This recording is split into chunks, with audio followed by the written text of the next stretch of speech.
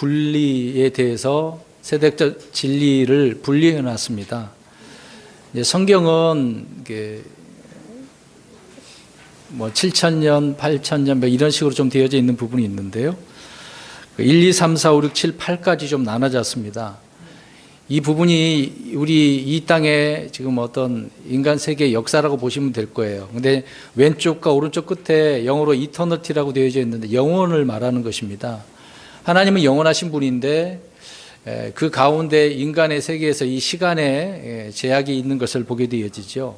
그래서 그 시간의 제약이 우리에게 얼마만큼 주어졌는가를 세대적으로 이렇게 우리가 이해를 할 수가 있습니다. 잠깐 조금씩 이제 간략하게만 설명을 하고 우리가 오늘 말씀을 살펴보려고 하는데요. 뭐 지금 영상을 이제 보겠지만 이 그림을 나중에 뭐 어디서든 구할 수 있으니까요.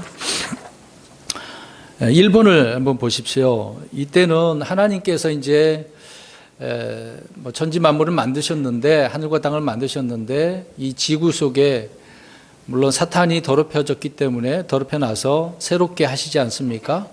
그래서 다시 있는 것들을 드러내시고 또 이 지구에 그 아담과 이브를 만드신 거죠. 그래서 하나님께서는 이 아담을 통해서 하나님의 계획을 이어나가려고 했던 것입니다. 그런데 그때에는 죄가 없을 때였죠. 아름답고 깨끗한 정말 충만한 때였었습니다. 그런데 이 뱀이 가만히 있지는 못하죠. 사탄이 교묘하게 나타나서 하나님의 말씀을 가지고 장난을 치고 그래서 하나님의 말씀을 명령을 어기도록 그러니까 선과 악의 지식의 나무에서 나는 열매를 따먹게 만들죠. 그로 인해서 1번과 2번 사이의 밑에 영어로 the curse라고 되어져 있는데요. curse는 이제 저주죠. 저주가 오게 되었습니다. 그래서 에덴 동산에서 어떻게 되었습니까? 쫓겨나게 되어진 거죠. 그러니까 에덴 동산에서 영원 무궁토록 아담은 이브와 함께 살 수 있었지만 죄로 말미암아 물론 이제 육신이 죽은 것은 아니죠. 나중에 이제 늙어서 죽었는데 거기에서 이제 나오게 되었습니다. 그래서 이런 저주를 받게 되었다. 죄로 말미암아 저주. 그러니까 맨 밑에는 이 부분을 보면 될 것 같아요. 그 다음에 2번으로 넘어가서는 콘사이언스라고 하는 양심의 시대죠. 이때는 아직 율법이 주어지지 않았기 때문에 사람의 마음속에 있는 그 양심이 법이에요. 그 양심이 선하신 하나님께 있느냐 아니면 육신적인 삶의 이 세상에 있느냐 그렇게 나눠지게 될 것입니다. 그럴 때 신실한 사람들은 이런 선한 양심에 따라서 하나님을 섬기는 사람들이 있었지 않습니까? 특히 이제 창세기서에 그 인류의 이름들이 나오잖아요. 아담으로부터 이제 셋의 후손들이 쭉 나올 때 특별히 이제 에녹과 같은 사람은 경건하게 산 사람이지 않습니까? 무드셀라는 1000년 동안 그렇게 살았던 인물이고 이제 노아 시대까지 그게 오게 되었던 것이죠. 그때까지는 아직 율법이 없어요. 그래서 사람들의 마음속에 그 양심의 시대로 살아가게 되어진 그때를 말하고 있는 거죠. 아무튼 그때를 이렇게 양심의 시대다라고 말씀하고 있는데 2번과 3번 밑에 뭐라고 되어져 있습니까? 더 플루드라고 이제 홍수가 오게 되어지죠. 이것은 지구만 덮은 물의 홍수를 말하는 것입니다. 노아의 그 홍수를 말할 때 지구만. 그러니까 온 세상이 또다시 더럽혀졌는데 그 더럽혀진 것을 새롭게 하기 위해서는 코로 숨쉬는 건 하나님께 다 죽이실 수밖에 없었던 거죠. 그러나 노아의 가족을 하나님께 따로 이제 구별하셔서 그들을 또 다시 새롭게 번성하게 하시는 것을 우리가 알게 되어집니다. 그래서 3번을 보니까 이제 인간 정부 시대가 이제 세워지게 되어지죠. 사람이 또 많아졌어요. 그러나 역시 마찬가지로 사람들이 사탄에 의해서 마귀에 의해서 또 세상에 휩쓸려 육신적으로 살아가게 되어집니다. 그래서 니므롯 왕조가 이제 세워지게 되고 사람의 그 권력이 이제 세상을 지배하게 되어지는 거죠. 그래서 인간 정부가 세워지는 때가 그렇습니다. 그때 이때는 연합이라는 것을 우리가 볼 수 있는데 그래서 바벨탑을 쌓게 되어지죠. 그래서 바벨탑을 쌓아서 우리가 어떻게 되자 하나가 되자 자 하늘로 올라가자 이런 식으로 이제 주장을 한 거 아닙니까? 그러니까 인간은 뭉치면 선하게 살아가는 것이 아니라 이렇게 타락하게 되어진다는 걸 알 수가 있습니다. 지금도 그렇잖아요. 유엔이라는 것이 있어서 하나가 되자. 그런데 하나가 됩니까? 평화가 올 수 없어요. 단지 그냥 잠시 전쟁을 안 할 뿐이지 그 속에 얼마나 이런 전쟁하고자 하는 욕망들이 있겠습니까? 그래서 연합하게 하게 되어지는 이런 인간 정부의 시대. 그러니까 3번과 4번 사이에 그래서 무슨 문제가 생겼습니까? 언어가 혼잡한 바벨탑을 쌓게 되어서 흩어지게 되어지는 거죠. 그들은 이제 흩어지지 않으려고 했지만 하나님은 흩어지게 한 것입니다. 왜 흩어지게 합니까? 뭉치면 어떻게 하니까? 타락하니까. 그게 이제 인간 정부 시대다라는 거죠. 그래서 밑에 그러니까 저주와 홍수와 흩어지게 하는 것은 그 인간들의 무슨 문제 때문에 그래요? 죄, 이런 더럽혀진 것을 때문에 하나님께서는 그때마다 계속해서 심판하신다는 이야기입니다. 뭔가 이게 새롭게 하고 또 새로운 계획을 하나님이 이어가시는 거죠. 그 다음에 이런 문제가 흩어지기 온 세계로 흩어졌어요. 그런데 많은 민족들이 이제 번성하기 시작하는데 그때 보잘것없고 내세울 만한 것이 없는 이스라엘을 하나님께서 세우지 않습니까? 그래서 아브라함, 이삭, 야곱. 그래서 야곱을 통해서 이제 아브라함에게 약속하셨죠. 모래와 같이 하나님은 많게 하신다고요. 보잘것없는 그 민족을 택하셔서 하나님의 계획을 이루어 가시지 않습니까? 그래서 이스라엘을 통해서 이제 하나님께서는 뜻을 이루고자 하셨는데 그 이스라엘마저 어떻게 했습니까? 하나님을 온전히 섬기지 못하고 타락해서 우상에 빠지고 육신적으로 살게 되고 아주 심각한 문제에 들어가게 되어지는 거죠. 오늘 그런 내용들이 오늘 호사에서 10장에 나오는 말씀들입니다. 그 부분을 좀 이따 살펴보겠습니다. 그래서 이스라엘을 통해서 제한적으로 하나님은 그들을 이렇게 세워 놓고 섬기기로 이렇게 하셨긴 하셨는데 이들은 타락하게 되었던 거죠. 그래서 이게 하나님의 계획 가운데 그게 안 돼요. 그래서 4번과 5번 밑에 무엇이 있습니까? 주님의 십자가. 이 십자가는 저주의 십자가잖아요. 좋은 의미의 십자가는 아니잖아요. 뭐가 문제가 있었기 때문에 그 죄로 말미암아 죽은 자들이 저주받아서 죽는다라고 하는 것이 이 십자가거든요. 그래서 그 십자가에서 누가 죽으신 것입니까? 예수님이 죽으신 거죠. 그러니까 이스라엘을 이렇게 제한적으로 세웠는데도 불구하고 문제가 생겼어. 그래서 하나님은 그 이스라엘을 심판한 가운데 물론 온 인류를 주를 믿는 자들은 다 구원받게 하기 위해서 예수님께서 이 땅에 오시고 십자가를 통해서 죽으시고 묻히셨다가 다시 부활하신 것 아니겠습니까? 그래서 이 십자가의 사건이 초림 때의 이 일이 얼마나 중요한지를 우리에게 말씀해 주고 있는 거죠. 그래서 이제 이때서부터 이제 환란이 있기 전까지 교회 시대가 5번이 이제 오게 되어집니다. 이 은혜의 시대 때, 자유의 시대 때를 지금 5번 교회 시대라고 이야기하는 거죠. 그러니까 지금 이 시대가 얼마나 어떻게 보면 힘들고 어려운 부분도 있지만 기쁨의 시대고 은혜가 되는 시대인지 우리는 알 수가 있습니다. 그래서 지금 예수 그리스도를 믿는 것이 정말 큰 복이죠. 이스라엘과 비교가 안 돼요. 이스라엘은 이 땅의 것을 복을 받았지 교회는 하늘의 영적인 것을 받았거든요. 영적인 것은 눈에 안 보이지만 영원하고 무궁하고 정말 인간적인 그런 부분을 상상할 수가 없는 것입니다. 이런 복을 하나님께서는 교회 시대 때 주 예수 그리스도를 믿는 자들에게 주신 것이거든요. 그래서 이 교회 시대가 지금 중요한 시대죠. 그런데 5번과 6번 사이에 이제 앞으로 무엇이 있겠습니까? 휴거가, 랩처라고 하는 휴거가 있게 되어집니다. 이 교회가 이제 하늘로 올라가게 되어지면 이제 6번에 보면은 트리빌레이션을 하고 있는 환란 시대가 오죠. 전 3전만 후 3전만이. 이제 자, 휴거가 왜 있겠습니까? 저와 주 예수 그리스도를 믿는 자들 교회는 이런 환란에 들어가야 안 들어가요? 안 들어가는 거죠. 근데 이것을 잘못 해석한 사람들은 교회가 환란에 들어간다는 사람이 많이 있습니다. 하나님은 특별히 교회를 이렇게 보호해 주신 거예요. 이런 환란을 면하게 해 주셨습니다. 들어가지 않도록이요.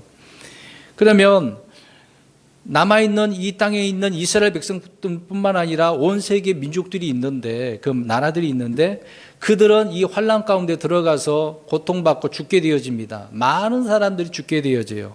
그때 들어가면 나 예수님 잘 믿을 수 있을 것이다? 아니에요.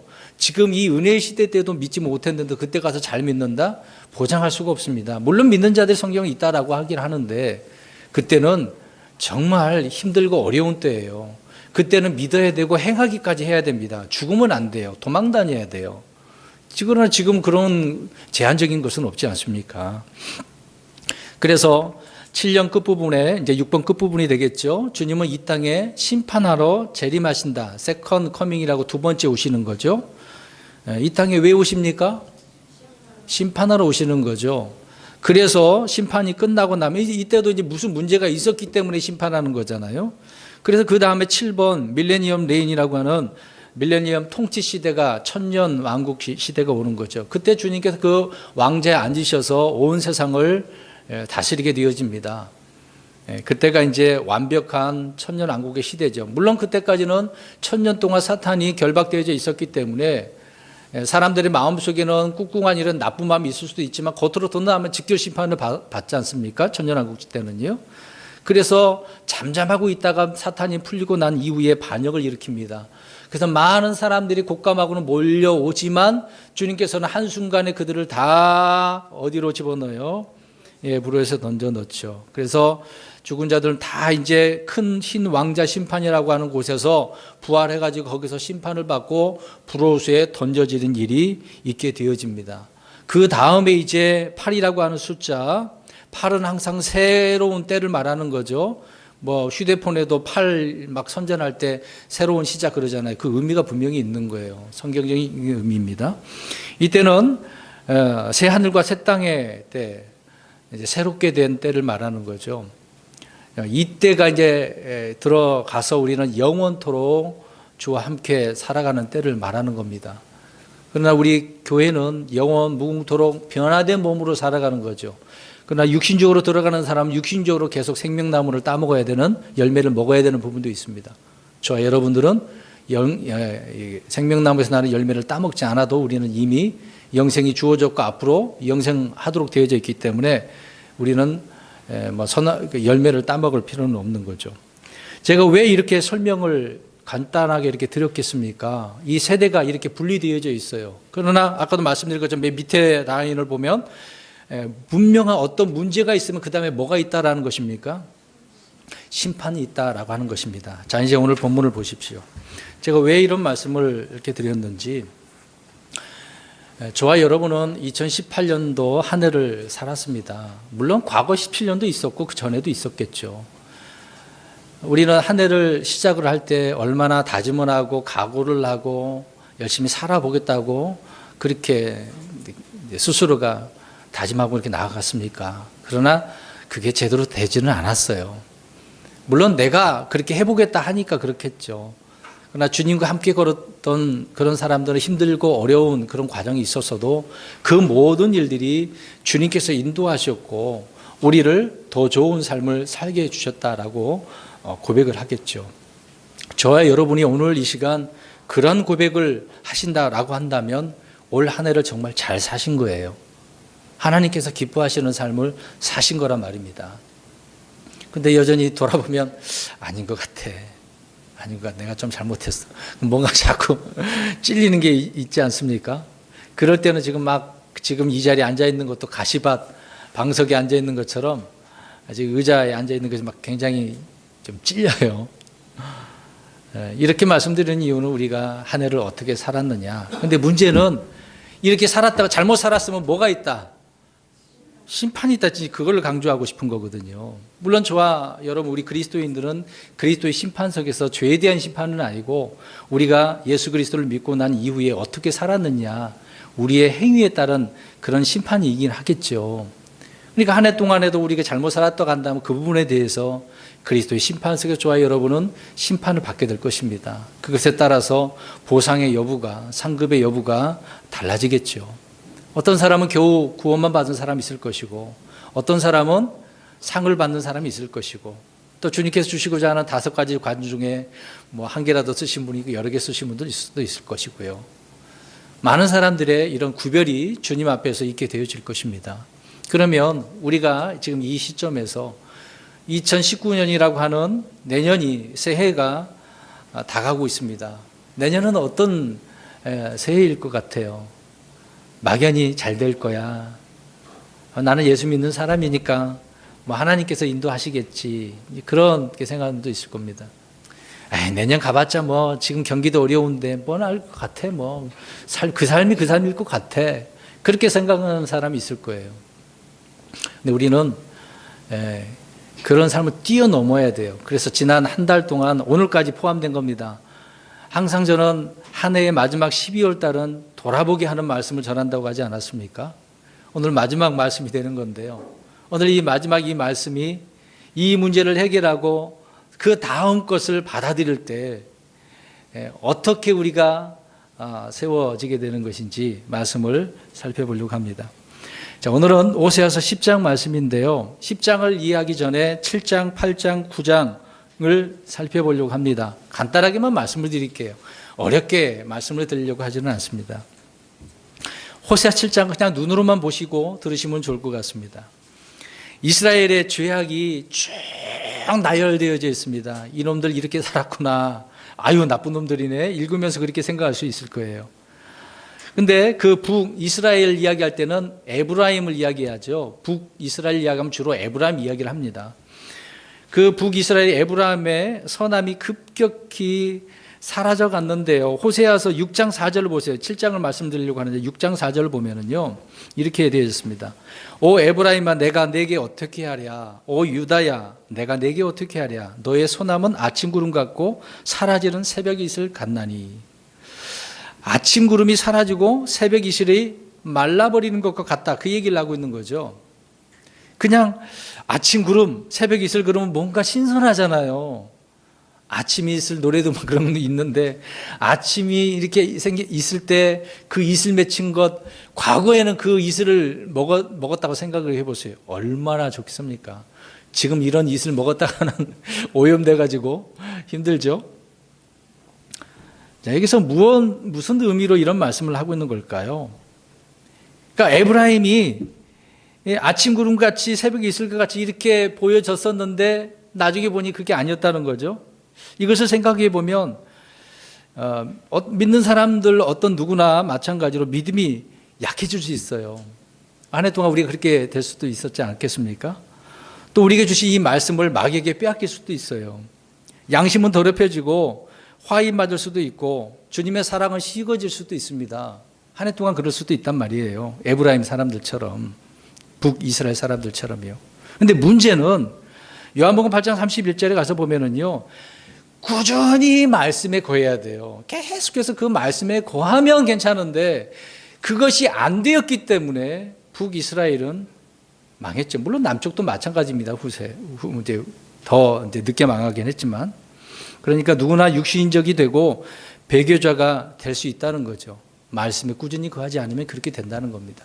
그러니까 북이스라엘이 그렇게 됐다. 그 얘기를 하고 있는 거거든요.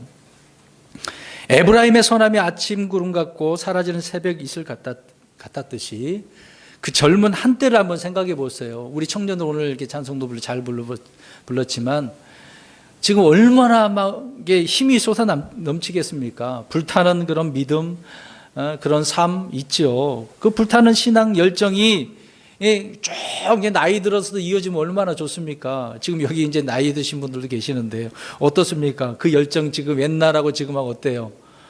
다 식어버린 부분이 있지 않습니까? 열정이 식어버리고 변질되어 버리는 일은 흔한 일이에요, 사실상. 그것은 육신적인 감정과 자기 어떤 확신에 기초한 신앙이기 때문에 그렇습니다. 올 한 해가 우리가 그렇다고 한다면 이렇게 되어버렸겠죠. 그래서 항상 말씀으로 우리는 단련된 신앙이, 말씀으로 시험을 거친 신앙이 얼마나 중요한가를 말씀을 해주고 있는 것입니다. 호세아 7장 4절을 그냥 눈으로만 보십시오. 그들은 다 무엇을 했다라고 합니까? 가늠한 자들이라고 표현합니다. 자, 보세요. 한 사람만 다라고 이야기합니다. 육신적인 그 간음보다도 영적인 간음이죠. 우상, 하나님을 섬기지 않는 그 얘기를 하고 있는 거죠. 그래서 빵 굽는 자가 달군 화덕과 같다. 이 죄를 범할 때 얼마나 막 그것이 뜨겁게 적게 생각을 하겠습니까? 안 좋은 쪽이죠. 분명히 에브라임을 다 간음한 자들이라고 하나님께서는 호세아 대언자를 통해서 말씀해 주고 있는데요. 이는 우상 숭배가 온 민족에게 퍼져 있었고 그들에게는 바알 숭배가 국교화가 됐어요. 여러분, 종교가 국교화가 되면 문제가 생깁니다. 영국이 그런 케이스지 않습니까? 그렇게 국교화가 되어버렸기 때문에 그렇습니다. 여러분, 영적 타락은 육체적 타락을 동반하는 거예요. 같이 있게 되어지는 것입니다. 중요한 거죠. 그러니까 영적으로 타락이 안 되어져야 되는데 육신은 타락한다 할지라도, 물론 육신도 타락하면 안 되겠습니다만은 같이 있다는 거죠. 이들의 모습이 그래서 빵 굽는 자의 달군 화덕과 같다라고 했는데요. 화덕 속에 밀가루, 한번 보세요. 밀가루가 우리가 이제 무슨 요리를 한다라고 생각해 보세요. 화덕에 넣었어요. 그럼 그대로 놔두면 어떻게 됩니까? 안 타기 하기 위해서는 어떻게 해야 되죠? 그래서 뒤집어야 되잖아요. 돌려주지 않으면 빵이 되지 못하고 타버리고 그걸 어떻게 먹겠습니까? 지금 북이스라엘이 에브라임이 이렇게 되었다라고 이야기를 하고 있는 것입니다. 7절 하반절을 보세요. 7절 하반절에 보니까 그럼에도 불구하고 이들은 주님께 부르짖는 자가 있어요, 없어요? 없어요. 참 안타까운 부분입니다. 8절을 한번 보십시오. 에브라임 곧 그가 백성들 가운데서 자신을 섞었으니 에브라임은 뒤집지 않은 납작한 빵이로다. 청년 때 이 부분을 굉장히 고민도 하고 생각을 많이 했던 부분이긴 하는데요. 여기서 백성들이라고 하는 것은 이교도 백성들을 말합니다. 그가 백성들 가운데서라고 그랬잖아요. 이교 백성들 가운데서 에브라임이 북이스라엘이 어떻게 했다는 겁니까? 자신을 그 구절을 보세요. 8절에 섞었다. 그러니까 이스라엘 백성들이 이교도들과 어떻게 됐다는 거예요? 섞였다. 그 얘기를 하고 있는 겁니다. 그러니까 이스라엘 백성들은 아까 이제 제가 이스라엘 도표를 통해서 따로 제한적으로 이스라엘을 하나님께서 구별하셨다고 하지 않았습니까? 근데 구별되어야 되는데 그냥 섞어버린 거예요. 이교도들과 함께. 그래서 후에 북왕국 이스라엘은요, 아시리아의 혼혈 정책에 동화돼 가지고 민족의 구분조차가 없었어요. 그래서 북이스라엘의 그 한 지역 예수님 이스라엘 백성들이 바리새인들이 그 길로 다니지도 않았어. 그 지역이 어딘지 아십니까? 사마리아예요. 사마리아는 이방 사람들이 와가지고 다 짬뽕된 혼혈된 그런 장소, 그 지역이 사마리아거든요. 북이스라엘은 지금 그렇게 돼버린 것입니다. 물론 전체가 그런 거죠. 그러니까 민족의 구분조차가 없어요. 애매모호하잖아요. 저 사람 이스라엘 사람 맞아? 한국 사람 같은데? 이런 식으로 나오면 문제가 있는 겁니다. 그 다음에 7장 10절에서 17절은 심판과 징계를 받는 중에서도 이들이 하나님께 돌아오지 않고 주님을 찾는 자도 없었다고 이야기합니다. 얼마나 완악해요. 남쪽 유다 역시 마찬가지로 이런 상태에 후에 이제 빠지게 되어지죠. 그 다음에 8장을 가서 보시기 바랍니다. 8장 역시 이스라엘의 죄악에 대해서 심판을 다루며 이제 경고를 하고 계시는 말씀인 건데요. 근데 우리가 이제 남쪽 유다를 보시면 유다의 왕은요, 이제 주님께서 친히 다윗을 세우셨잖아요. 기름 부어 주셨잖아요. 그 외의 왕들도 이제 계속해서 기름 부었습니다. 근데 북이스라엘 왕 가운데 기름 부은 자가 있을까요? 없어요. 다 자기가 힘세갖고 권력을 가지고 찬탈해가지고 자기가 왕이 된 그런 케이스라는 말입니다. 뭔가 다르잖아요. 이들은 하나같이 하나님을 버리고 대신 우상들을 섬긴 자들이었습니다. 그래서 이제 그 누구죠? 르호보암 말고 여로보암이 베델과 단에다가 무엇을 만들었습니까? 송아지를 만들어 놨잖아요. 예루살렘 못 가도록. 여러분, 심은 대로 거둔다는 것은 영원한 진리죠. 심은 대로 거둔다. 저 여러분들이 1년 한 해 동안 무엇을 심으셨습니까? 분명히 그 심은 대로 거두게 될 것입니다. 오늘 북이스라엘이 이런 케이스라는 것을 우리에게 말씀을 해주고 있는 거잖아요. 우상을 섬긴 그 대가는 그대로 돌아오게 되어지는 거죠. 몇 배로 고통을 당하게 되어집니다. 그 말씀 이제 보면은 바람을 심었는데 회오리 바람을 거뒀다라고 이야기하는 거잖아요. 우리 갈라디아서 6장 8절에 보면 자기 육신에게 심는 자는 육신으로부터 썩을 것을 거두되 성령에게 심는 자는 성령으로부터 영존한 생명을 거두리라. 엄청난 차이지 않습니까?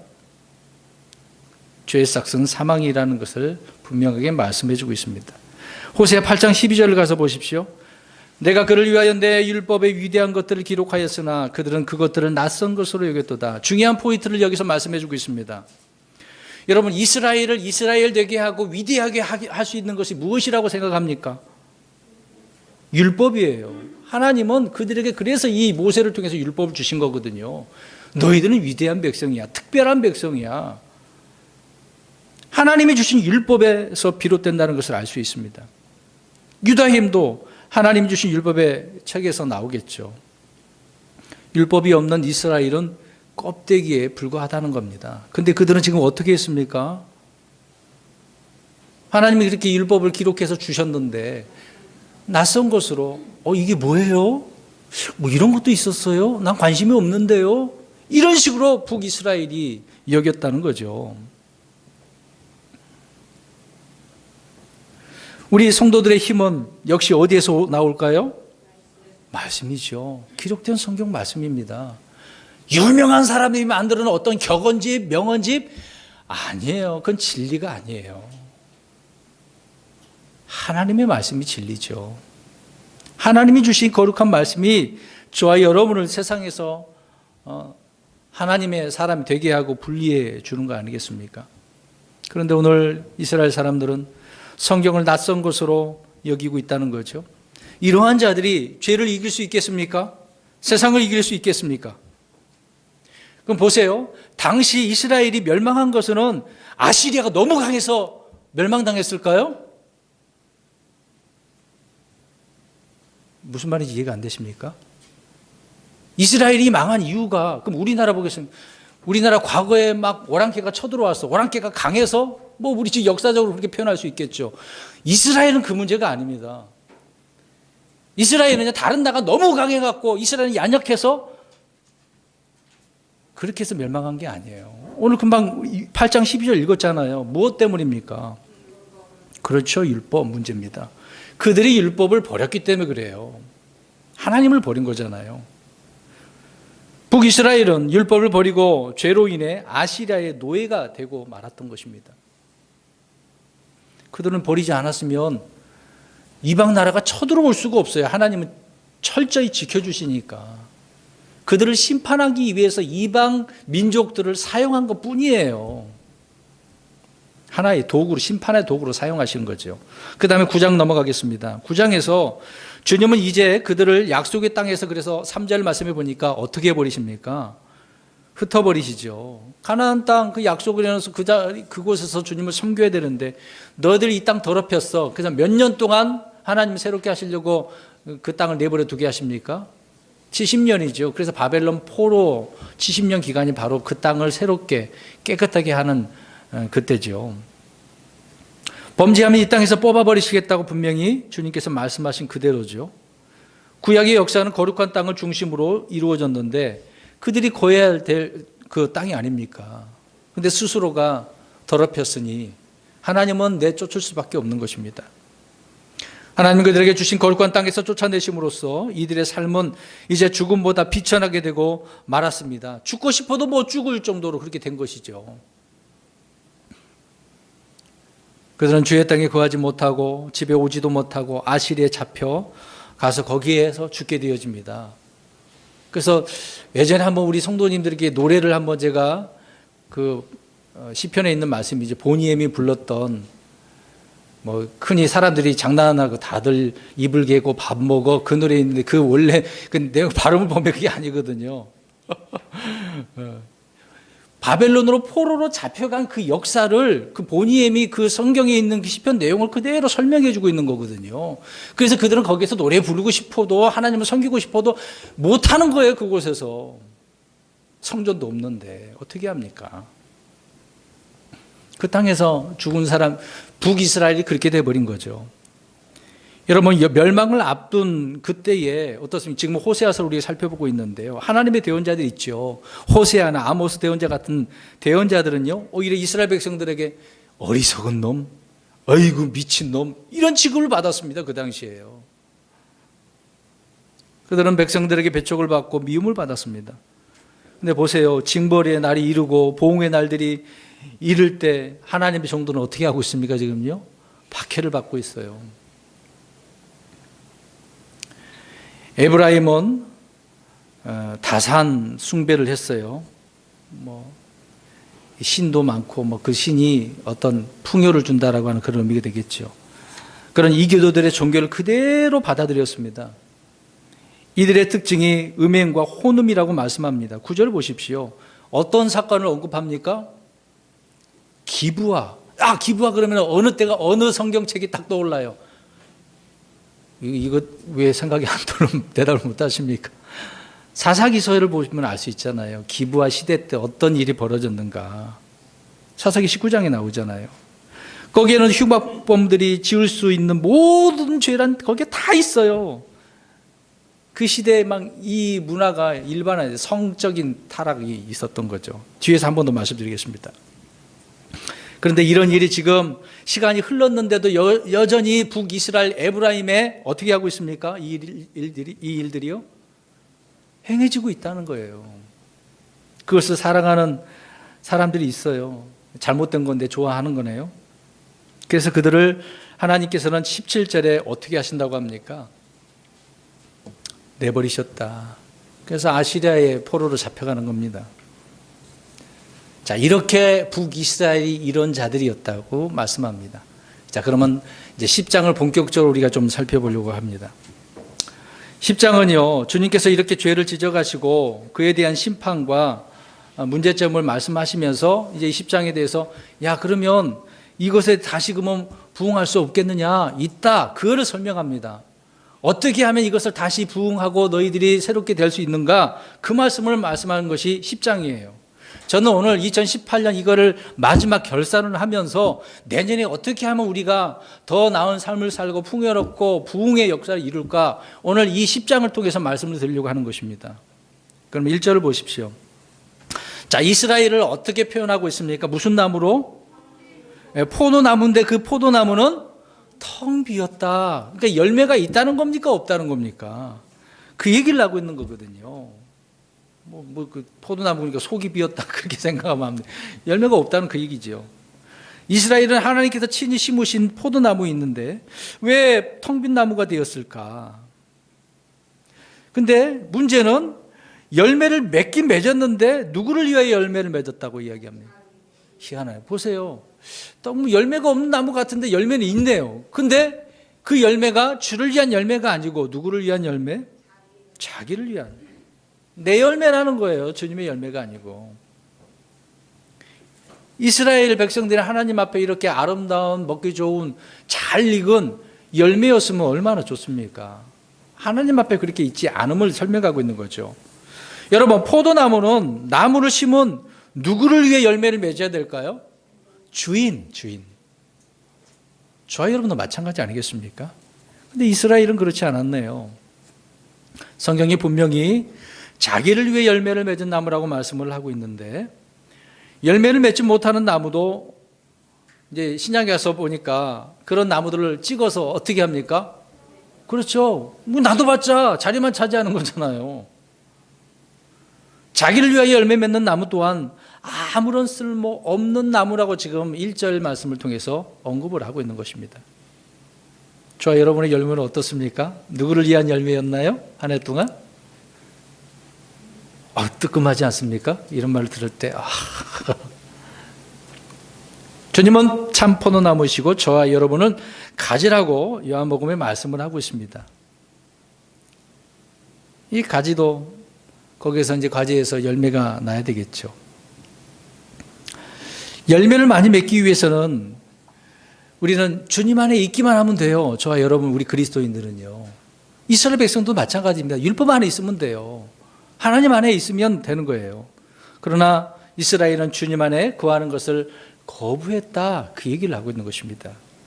우리 시편 80편 8절을 같이 읽겠습니다.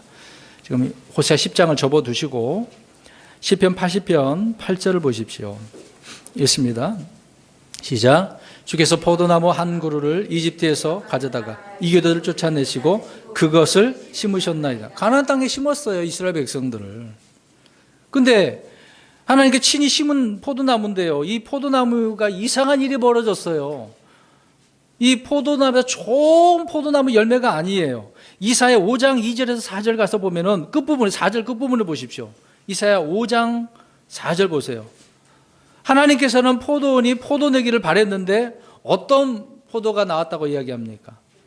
들포도. 아우 떫어. 맛이 없어. 여 사람 쳐다보시고 떫어 한번 해보세요. 우리의 열매가 한 해 동안 이 떫은 열매 누가 먹겠습니까? 그냥 버리지.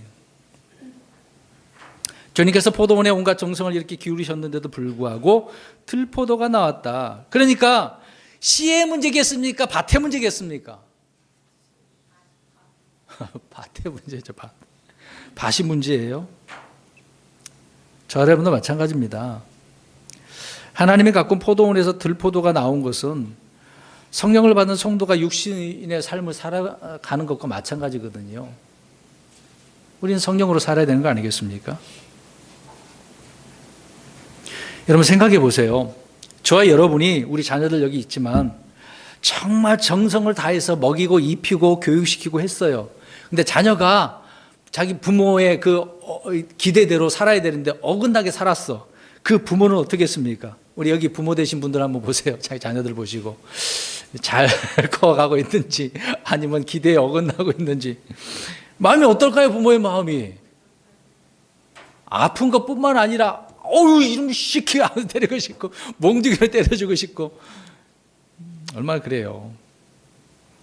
하나 또 예로 우리 가까운 친족들을 뭐 힘들고 어려운 부분이 있어요. 병자들이 있어요. 가서 막 도와주고 병문안하고 보살펴주고 그랬는데 그 은혜의 보답을 뭐 하는 것도 뭐 원치는 않지만 배반했다고 생각을 해보세요. 오히려 그 사랑을 배반했다고 생각해 보세요. 어떻습니까? 정말 괘씸하죠. 이스라엘 백성들에게 하나님께서 이스라엘 백성들에게 얼마나 많은 것으로 좋게 해주셨습니까? 그때 이스라엘이 하나님께 행한 것을 한번 보세요. 그걸 한번 우리가 생각해 보자는 것이죠. 그 다음에 2절 가서 보겠습니다. 자, 하나님은 저와 여러분에게 이제 한 해 동안 뭐 상처도 있을 거예요. 살다가 보면은 상한 마음도 있지 않습니까? 그런 마음을 싸매시고 치료하시는 분이 우리 하나님이세요. 그랬는데 오늘 북이스라엘 백성들의 마음은 어떠한 상태입니까? 나누어져 있어요. 나눠졌대요. 한 마음이 아니래요. 이런 나누어진 마음을 하나님께서 어떻게 하시겠어요? 심판하시는 겁니다. 자, 여기 보세요. 저를 한번 보세요. 저에게 이제 두 발이 있습니다. 이렇게 걸어가요. 근데 발이 이제 두 개지만 근데 한 방향으로 갑니까? 나눠져 갑니까? 그렇죠. 한쪽으로만 가잖아요. 다리는 두 개인데 그냥 한 방향으로만 가지 않습니까? 두 방향으로 갈 수는 없어요. 저 여러분에게 눈이 있습니다. 눈이 지금 몇 개예요? 두 개예요. 이제 이거 한 눈이라고 그래 보지 말은 하지만 눈은 근데 보겠습니다. 여러 가지가 있잖아요. 두 개지만은 한 방향으로 갑니까? 두 방향으로 갑니까? 잘 보세요. 이해가 안 되십니까?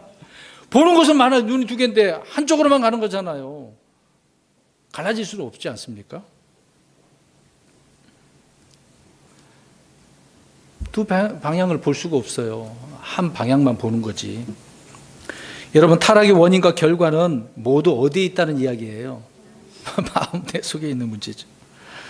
처음에 순수했던 마음이 점점점 세상으로 향하면서 마음은 갈라지기 시작한 것, 오늘 이스라엘 백성들이죠. 뭐 또 하나의 열심히 스케이트, 이제 겨울이니까 우리 청년들 이번에 스키장 갔다 왔다고 하는데요. 이제 달려가네요. 한 방향으로 갑니까? 두 방향으로 갑니까? 이렇게 쭉 날아져요. 잘 못 타서. 네. 여러분, 우리의 마음은 두 가지를 섬길 수가 없습니다. 두 주인을 섬길 수 없다고 하죠.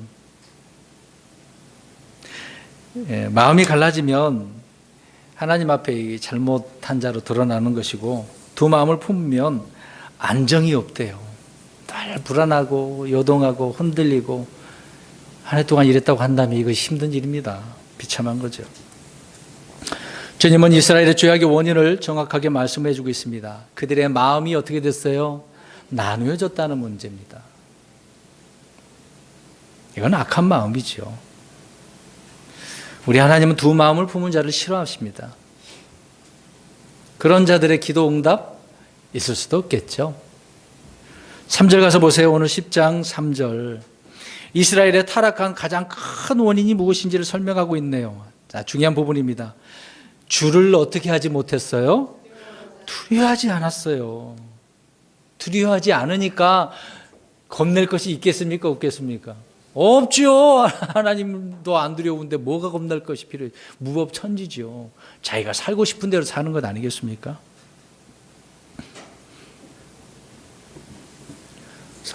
성도 여러분, 주를 두려워하는 것이 무엇일까요? 그러면 자, 여기 보세요. 두렵다 그러니까 무서워. 하나님이 때리려고 하네. 무서워. 이 공포? 이걸 말하는 게 아니에요. 성경은요, 주를 두려워하는 것이 뭐다라고 말을 하고 있습니다. 뭐 좀 읽어볼게요. 제가 말씀드리겠습니다. 그냥 구절을 말씀드리지 않을게요. 시간이 그러니까. 주를 두려워하는 것은 지식의 시작이래요. 그러면 올바른 지식을 갖는 게 주를 두려워한다 그 말이죠. 또 주를 두려워하는 것은 지혜의 시작. 지혜를 갖는 게 주를 두려워하는 거다 그 얘기죠. 또 주를 두려워할 때 견고한 신뢰가 생긴대. 하나님을 신뢰하는 게 주를 두려워하는 거구나. 또 주를 두려워할 때 죽음의 덫에서 벗어나게 하는 생명샘이 된대요. 하나님을 두려워하면은 어떤 어려움에서도 벗어나게 하시는 거구나. 그 말이죠. 우리 이 부분을 좀 찾아봤으면 좋겠습니다. 시편 34편 7절 보세요. 주를 두려워하면 천사가 어떻게 한다고 말씀까지 있네요. 시편 34편 7절 우리 성도 여러분들이 읽어봐 주시기 바랍니다. 34편 7절 읽어봅니다. 시작. 주의 천사가 그분을 두려워하는 자들을 불러 진을 치고 그들을 건지는도다. 와, 건져주시네. 보호해 준다고 말씀하고 있네요. 하나님은 이런 좋은 말씀을 우리에게 주셨지 않습니까? 그렇게 해주시겠다고 하는데 오늘 북이스라엘은 어떻게 합니까? 주를 두려워하지. 이게 엄청난 일입니다. 여기 계신 분들 중에 하나님을 두려워하지 않는 분 손 들어보세요. 없죠. 다행입니다. 네. 그래서 성경은 주를 두려워하는 것은 보배래요. 이 구절 한번 보겠습니다. 이사야 33장 6절. 여러분 보배가 뭔지 알죠? 금은 보석이 보배가 아니에요. 이사야 33장 6절. 빨리 가서 읽어보겠습니다. 이사야 33장 6절. 시작. 지혜와 지식이 내 시대에 확고함이 되고 구원의 힘이 되리라. 주를 두려워함이 그의 보배니라. 보배에 금은 보아 그 문제가 아니죠. 이렇게 다윗이요 영적 이런 정말 믿음의 생활을 살아가는 그 비결이 주를 두려워하는 것이었다라고 말씀을 하고 있는 겁니다. 오늘 우리 청년들이 다윗의 노래라고 하는 노래를 불렀는데요. 다윗은 그런 사람이었어요. 그런데 죄인들의 공통적인 특징이 뭔지 아십니까? 주를 두려워할까요? 안 두려워할까요? 안 두려워한다는 겁니다. 오늘 이스라엘 백성들이 그런 거죠. 죄인들의 공통점이에요. 타락한 그리스도인들의 특징이 뭡니까? 마찬가지로 하나님을 두려워하지 않는 거예요. 그리스도의 심판상이 우습게 보입니다. 이미 죄 다 용서해 줬는데 그것만 생각했다가는 호되게 혼나요. 그리스도의 심판석에서. 책망받고 부끄러움을 당하는 거예요. 구원은 받았어도. 오늘 본문에 이스라엘 백성들은 주를 두려워하지 않았다고 이야기합니다. 아무리 성경을 읽고 신학 박사고 뭐고 무엇이든 간에 주를 두려워하지 않으면 소용이 없습니다. 겸손해야죠. 저와 여러분이 주님을 두려워할 줄 아신다면 자녀들에게도 주님을 두려워하는 법을 알려줘야 되겠죠. 잘 가르쳐야 됩니다. 우리 자녀들이 있는데 자녀 교육 정말 잘 시켜야 돼요. 하나님을 두려워하는 자들을 만들어야 되는데 하나님을 우습게만 아는 엘리 제사장이 그렇게 한 자 아닙니까? 두 아들이 제사 지내는 걸 경히 여겼지 않습니까? 하나님 우습게 여기니 자기들이 하고 싶은 대로 하는 거잖아요. 4절 보세요. 호세아 10장 4절에. 4절에 보니까 죄는 무엇을 낳을 것 같아요? 죄를 낳는 거예요. 자, 보십시오. 이들은 언약을 맺을 때 거짓으로 맹세하는 말들을 했어요. 우리가 어떤 약속을 하잖아요. 언약을 하잖아요. 근데 거짓 맹세하는 자가 있다고 말씀합니다. 그러니까 이런 부분이 이제 마치 지금 힘든 일을 벗어나기 위해서 적을 이제 제거하기 위해서 술수 벌이는 그런 정치인, 이런 거짓말들을 하잖아요. 여러분 정치인 믿으면 안 됩니다. 정치인은요 항상 자기 유익에 따라서 말이 바뀌어져요. 우리나라 정치인들 믿을 거 하나도 없습니다. 믿지 마세요. 그 사람이 기독교인이라 할지라도 믿지 마세요. 정치인은 믿으면 안 돼요. 언약을 저버리는 것은 마지막 때 적그리스도가 하는 일이 아닙니까? 그래서 이스라엘 백성들과 언약을 맺었다가 이제 3년 반이 끝나면 끝부분에 언약을 파기하죠.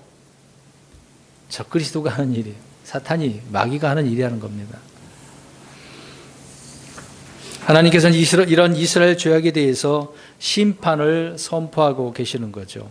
그 4절 후반부를 보십시오. 이와 같이 심판이 밭고랑의 독초같이 일어나는도다.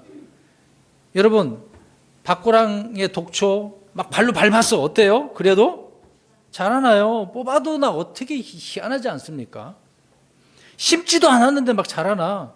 거기다 막 제초제를 막 뿌리고 그랬는데도 김을 메고 밟고 다녀도 또 자라나요. 독초는 그래요. 하나님의 심판이 그들의 죄들로 이렇게 된다는 이야기죠. 그래서 북이스라엘은 BC 722년에 아시리아에 완전히 멸망당하고 마는 것이죠. 성도 여러분, 우리가 살아가는 생활 가운데 사소한 죄를 지어도요, 이 부분을 좀 생각해 보세요. 아무렇지도 않게 그냥 넘어가면 안 됩니다. 자, 보세요. 오늘 하루 동안 죄를 졌어. 그리고 아니면 또 이게 한 주, 한 달, 1년, 이제 막 쌓였어. 이제 시간이 지나면 두려워해야 되는 것입니다. 왜 그런지 아십니까? 이렇게 표현할게요. 우리가 이제 뭐 교회에도 쓰레기통이 있어요. 쓰레기를 언제 비웁니까? 언제 비우냐고요? 다 차면 버리죠. 하나님도 그러세요. 기다리셨다가 그 죄가 다 찰 때까지 기다리시는 거예요. 그러니까 빨리 문제를 해결해야 돼, 하나님과. 잘못했으면 빨리 얘기하고 돌이키고 바르게 서야 되는 거죠. 근데 그것이 안 하고 하루, 한 달, 1년 이게 쌓였다고 생각해 보세요. 몰아놨다가 하나님은 심판하시는 겁니다. 무서운 거죠. 날마다 우리는 자신을 씻어내는 일들을 해야 되는 것입니다. 5절을 보십시오. 사마리아인들은 무엇을 우상으로 섬겼습니까? 송아지. 하지만 그들이 섬겼던 우상이 그들에게 어떤 위로나 힘도 주지 않았어요. 그럼 뭘 말도 못하는 것이 뭘 하겠습니까? 북왕국은 그렇게 우상 숭배를 했죠. 그렇게 예배를 드렸습니다. 끝없이 이렇게 우상 숭배에 빠지고, 그러니까 그런 죄악에 빠졌으니 하나님께서는 징계를 하시는 거죠. 근데 보세요. 이 눈에 보이는 그런 죄를 졌는데 오늘날 그리스도인들은 어떨까요? 우리는 이제 보이는 우상을 안 섬긴다 할지라도 보이지 않는 내 안에 우상이 있어요. 그것이 뭐죠? 골로새 3장 5절을 보면 딱 나와 있어요. 어떤 우상이 내 안에, 우리 안에 있습니까? 모르십니까? 뭐가 우상 숭배다라고 말을 해주고 있습니다. 골로새 3장 5절에 뭐가 우상이에요? 탐욕, 욕심. 이게 더 무서운 거예요. 눈에 보이는 것보다도요. 탐욕은 구약 성도들이 형상을 만들어 섬겼던 그 어떤 이방신들보다도 더 강력한 우상이라는 것을 알 수가 있습니다. 그래서 우상을 멀리하라고 성경은 우리에게 말씀을 하고 있는 거죠. 육신의 정욕, 안목의 정욕, 이생의 자랑이 바로 이 탐욕 아닙니까? 이것이 우리 안에 2018년 동안 있었다면, 향빈이 혹시 그런 게 있었어? 그냥 웃고 마는데요. 그래요. 저와 여러분 안에 충분히 이런 게 있었을 것입니다. 6절을 보십시오. 자기들이 신으로 섬겼던 그런 송아지들이 이제 어떻게 돼버렸어요? 아시리아로 이제 가버리게 됐네요. 그 아시리아 왕, 야레 왕의 뭐가 됐습니까? 예물, 선물이 됐어요. 이야, 참, 이게 뭐예요? 금으로 만들어 놨으니. 이거 한번 생각해 보십니다. 자, 여기 보세요. 여기에 이제 금송아지야. 하나의 액세서리라고 생각해 보세요. 그리스도인들 가운데 이런 식으로 액세서리 하나씩 달고 다니지 않습니까? 여기다 십자가 달고 다니고, 여기다 하나 달고 다니고, 지갑에다 하나 뭐 부적처럼 넣고 다니고. 여러분, 그런 것들이 문제를 해결해 주냐 이 말이에요. 이런 심판의 때, 재앙의 때 피하게 해줄 수 있냐 말이죠. 안 되는 일이죠. 부적이나 액세서리가 무슨 소용이 있겠습니까? 오늘 이들은 이 만들어 놓은 베다인의 송아지는, 금송아지는 이런 액세서리였어요. 아무 의미 없는 액세서리였습니다. 자기가 그냥 좋아하는 대로. 여기 보세요. 여성분들 계시지만 이제 그 꾸미기 좋아하는 사람들, 우리 아이 뭐 귀걸이 했네. 이렇게 해서 나 이쁘지? 거울 보면서 찰랑찰랑하고. 네. 사람들은 그렇게 뭐 꾸밀 수도 있겠죠. 뭐 그런 게 나쁘다는 게 아니라 이제 그것에 마음을 두고 살고 있으니 문제가 된다는 거죠. 그래서 7절 말씀에 심판의 결과가 나옵니다. 아시리아로 어떻게 되졌어요? 옮겨지는 거예요. 자, 7절 말하건대 그녀의 왕이 물 위에 어떻게 됐어요? 거품같이 끊어졌도다. 결말이 뭔지 설명을 하고 있는 거죠. 8절 말씀해 보시기 바랍니다. 이들은 본래 하나님 앞에 절기를 지켜야 되잖아요. 1년에 3번 나와가지고 주님을 섬겨야 되잖아요. 근데 우상을 섬기고 있었죠. 근데 그 산당들이 다 부서지고 이제 무엇만 무성합니까? 그렇죠. 가시와 엉겅퀴. 참 그런 집에서 어떻게 있겠습니까? 더러워. 다 헐어버리고 새로 해야 되잖아요. 아시리아 군대가 얼마나 처참하게 약탈했는지를 보여주고 있는 것입니다. 심판에 대한 그 결과가 혹독하다 그 얘기입니다. 이 9절 말씀을 보십시오. 눈으로 보시고요. 이스라엘이 어떻게 아까 제가 언급을 했어요. 사상기서에 나오는 기브아 사건이 나오죠. 19장, 20장 계속해서 나옵니다. 레위 사람의 첩이 베냐민 지파의 땅 기브아 사람들에게 의해서 집단적으로 이제 성폭행이 당했습니다. 근데 나중에 죽어서 그냥 내버려 둔 거죠, 그 남편이. 그래서 12주 조각으로 나눠서 이스라엘 모든 지역에다 보냈습니다. 그래서 사람들이 몰려왔죠. 그 문제를 이제 설명을 하니까, 그래, 그 기브아에 있는 이제 베냐민 지파 사람, 야, 그 사람들 내놔. 이를 죽여야 돼. 그렇게 얘기했더니 베냐민 지파가 거절을 했지 않습니까? 그래? 그럼 전쟁이야. 싸웠어. 그 얘기죠. 베냐민 지파가 그렇게 멸절하게 되는 사건이 일어나게 됐던 것입니다. 이스라엘 내의 음행을 제거하고자 이렇게 엄청난 전쟁을 치르고도 그 시간이 한참 지났는데 이때까지 어떻게 하고 있다는 거, 이런 죄들이. 계속해서 범하고 있었다는 겁니다. 이 육신이 살아있는 한 계속 죄를 짓는 거네요. 그것을 말씀하고 있습니다. 10절 말씀해 보십시오. 주님은 이들을 징계하기를 원하신다고 말씀하고 있습니다. 여러분, 징계는 바로 잡으려고 하신다는 하나의 이제 사랑의 표현이 되겠죠. 자, 여기서 말하는 두 박고랑이 있어요. 누구를 말하냐면 유다와 에브라임을 말하고 있는 겁니다. 그들은 우상 숭배로 자신들을 그렇게 이제 서로 묶는 거죠. 11절 가서 보시기 바랍니다. 그래서 에브라임과 유다가 둘 다 나오네요. 근데 보세요. 에브라임은 누구의 손자입니까? 실제로 야곱의 손자잖아요. 유다는요, 야곱의 아들이잖아요. 이해가 안 되시나요? 한참 시간이 넘어와서 그런가? 네. 근데 주님께서는 에브라임 목 위에다가 사람을 태우네요. 누구를 태우겠다는 얘기예요? 아시리아를 태우겠다, 그 얘기하고 있습니다. 이제 그 문맥을 설명하고 있는 거예요. 근데 유다는 밭을 갈고 야곱은 흙덩어리를 부수리로다라고 말씀하네요.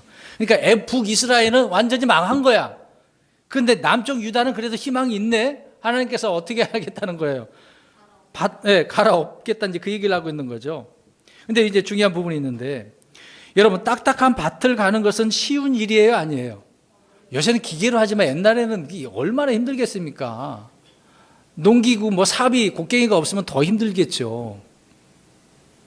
근데 씨를 뿌리기 위해서는 반드시 어떻게 해야 됩니까? 그 딱딱한 그 밭을 갈아엎어야죠. 부숴버려야 되는 것입니다. 갈아엎지도 않았는데 누가 거기다가 씨를 뿌려요? 멍청한 농부죠. 뿌려봤자 열매가 맺힐 수도 없는데. 그래서 12절 보시기 바랍니다. 너희 자신을 위하여 어디 안에서 심고 뭐 안에서 거두며 궁율 안에서. 그러니까 여기서 말씀하고자 있는 것이 무엇이냐면 사람이 무엇을 심느냐.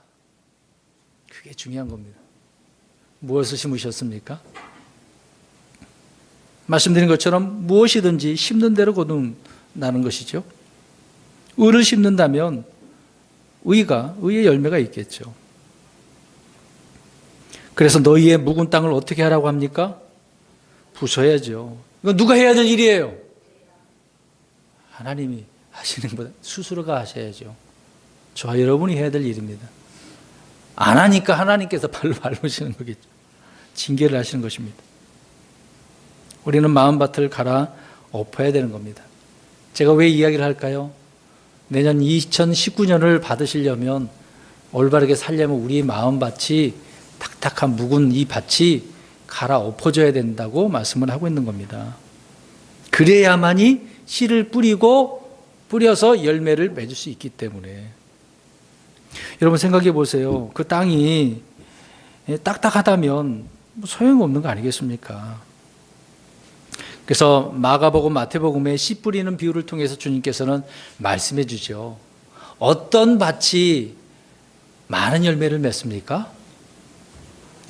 좋은 밭, 옥토밭. 저와 여러분이 이런 마음밭이 되기를 주의 이름으로 축원합니다. 근데요, 묵은 땅 위에다가 물을 갖다 대면 어떻습니까? 그 물이 스며들까요? 잘 스며들지 않죠. 그냥 오히려 다른 쪽으로 흘러가는 겁니다. 그 안에 스며들어야 되잖아요. 하나님의 말씀의 씨앗이 우리 마음 안에 싹 스며들어서 그 안에서 썩어서 말씀과 믿음과 함께 섞여져야죠. 그럴 때 풍성한 열매를 맺을 수 있는데 스며들지 않고 누가 와서 가져가 버려요. 새가 와서 사탄에게 빼앗기면 어떻게 되겠습니까?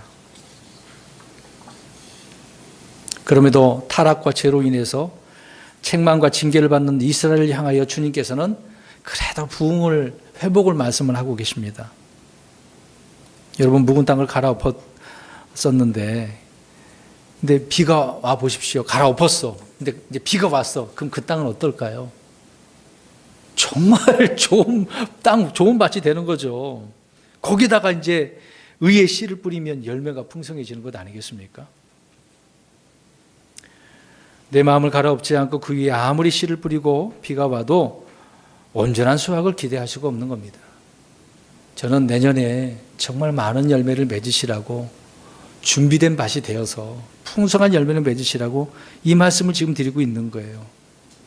아무리 하나님께서 은혜를 부어줘봤자 그 마음밭이 지금 잘못됐는데 무슨 열매를 맺을 수 있겠습니까? 무슨 복을 받을 수 있겠어요?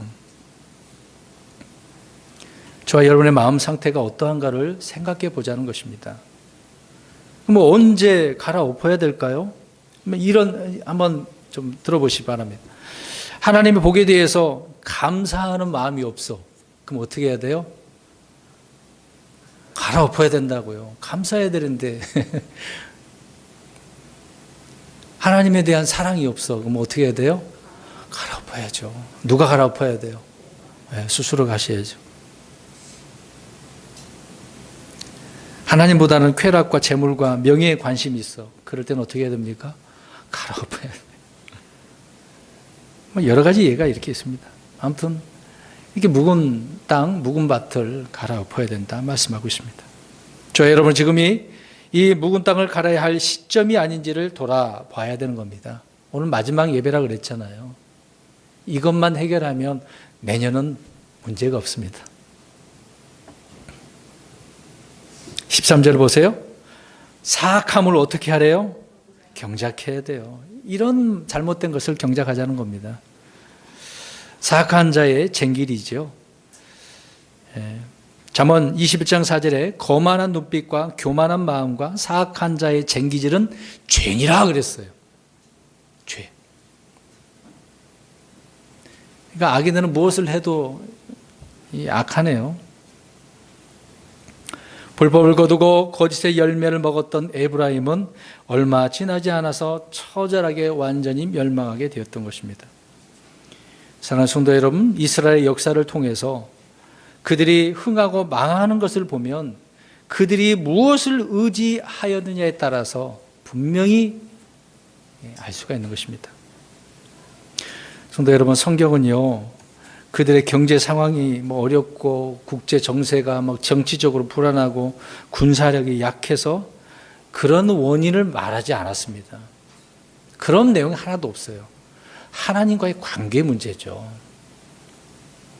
우리 시편 33편 16절 한 절 읽고 마지막 14, 15절 말씀드리고 끝내겠습니다. 시편 33편 16절 한번 보십시오. 시편 33편 16절 읽습니다. 시작. 많은 군대로 구원받은 왕이 없으며 용사가 많은 힘으로 구출받지 못하느니라. 아멘. 그게 안 되는 거죠. 망하는 것은 항상 그들의 죄악 때문인 것입니다.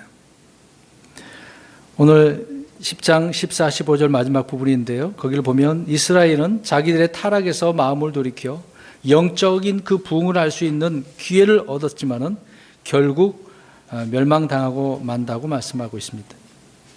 저와 여러분의 마음이 어떻습니까? 부흥이 없으면 이렇게 되는 거예요. 말씀의 부흥이 일어나지 않으면 아무리 어떤 삶을 산다 할지라도 이렇게 되어지는 겁니다. 이 시간 우리 모두 자신을 위하여 의를 심고 궁의를 거두고 묵은 땅을 부수고 주님을 찾아야 되지 않겠습니까?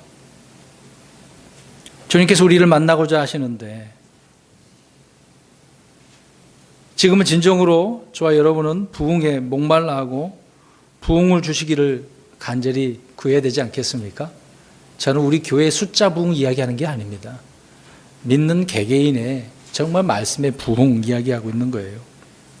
그러기 위해서 우리의 묵은 마음을 부수고 주님만을 신뢰하고 주님을 찾는 그런 자세가 절실히 요구되는 이때에 오늘 이것을 우리는 정리해서 내년에 우리에게 주어진 그 모든 시간들이 하나님께 큰 영광이 되고 기쁨이 되기를 주의 이름으로 축원합니다.